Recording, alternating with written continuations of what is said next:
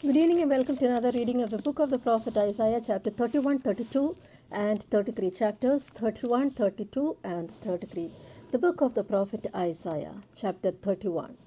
Woe unto them that go down to Egypt for help and stay on horses and trust in chariots because they are many, and in horsemen because they are very strong.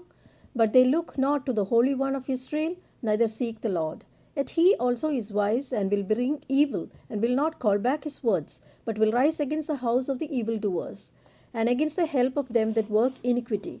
Now the Egyptians are men and not God, and their horse is flesh and not spirit. When the Lord shall stretch out his hand, both he that helpeth shall fall, and he that is helped shall fall down, and they shall fall together.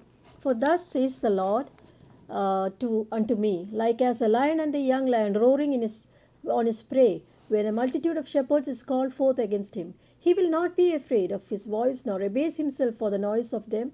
So shall the Lord of hosts come down to fight for Mount Zion and for the hill thereof. As birds flying, so will the Lord of hosts defend Jerusalem. Defending also, he will deliver it, and passing over, he will preserve it. Turn ye unto him from whom the children of Israel have deeply revolted. For in that day every man shall cast away his idols of silver and his idols of gold, which your own hands have made unto you for a sin. Then shall the Assyrian fall with the sword, not of a mighty man, and the sword not of a mean man shall devour him. But he shall flee from the sword, and his young man shall be discomfited. And he shall pass over to his stronghold for fear, and his princes shall be afraid of the ensign, says the Lord, whose fire is in Zion, and his furnace is in Jerusalem.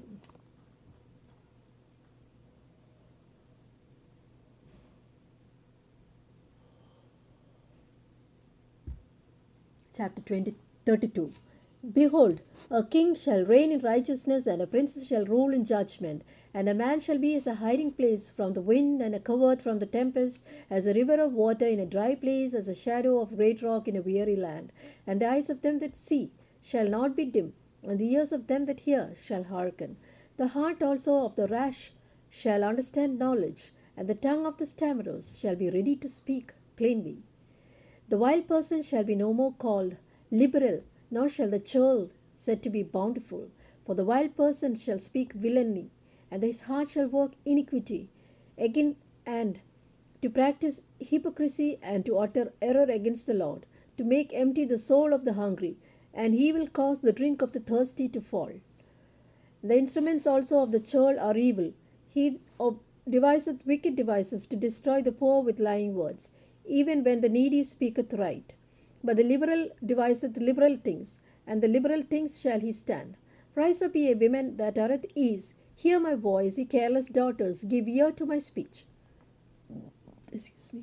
Many years and days shall ye be troubled, ye careless women, for the vintage shall fall, and the gathering shall not come. Tremble, ye women that are at ease. Be troubled, ye careless ones, strip you, and make you bare, and gird sackcloth upon your loins. They shall lament for the teats, for the pleasant fields, for the fruitful vine. Upon the land of my people shall come up thorns and briars, yes, upon all the houses of joy in this joyous city. Because the palaces shall be forsaken, the multitude of the city shall be left, the forts and the towers shall be dens forever. A joy of the wild asses, a pasture of flocks. Until the Spirit is poured upon us from on high, and the wilderness be a fruitful field, and the fruitful field be counted for a forest. Then judgment shall dwell in the wilderness, and righteousness shall remain in the fruitful field, and the work of righteousness shall be peace, and the effect of righteousness quietness and assurance forever. And my people shall dwell in a peaceable inhabitation, and in sure dwellings, and in quiet resting places, when it shall hail, coming down on the forest, and the city shall be low in a low place, for in a low place. Blessed are ye that sow beside all waters, that send forth thither the feet of the ox and the ass. Chapter 33. Woe to thee that spoilest, and thou wast not spoiled, and dealeth treacherously, and they deal not treacherously with thee. When thou cease to spoil, thou shalt be spoiled, and when thou shalt make an end to deal treacherously, they shall deal treacherously with thee. O Lord, be gracious unto us. We have waited for thee. Be thou their arm every morning, our salvation also in the time of trouble. At the noise of the tumult of people, the people fled. At the lifting of dice of the nations was scattered, and your spoil shall be gathered, like the gathering of the caterpillar, as the running to and fro of the locust, that shall he run upon them. The Lord is exalted, for he dwelleth on high. He that filleth Zion with judgment and righteousness. And wisdom and knowledge shall be the stability of thy times, and strength of the salvation. The fear of the Lord is his treasure. Behold, the valiant one shall cry without. The ambassadors of peace shall weep bitterly. The highways shall lie waste. The wayfaring man ceaseth. He hath broken the covenant. He has despised the cities. He regardeth no man. The earth mourneth and languisheth. Lebanon is ashamed and hewn down. Sharon is like a wilderness. Bashan and Carmel shake off their fruits. Now will I rise, says the Lord. Now will I be exalted. Now will I lift up myself. Ye shall conceive chaff. Ye shall bring forth stubble. Your breath as fire shall devour you. And the people shall be as the burnings of lime. As thorns cut up, they shall be burned in the fire.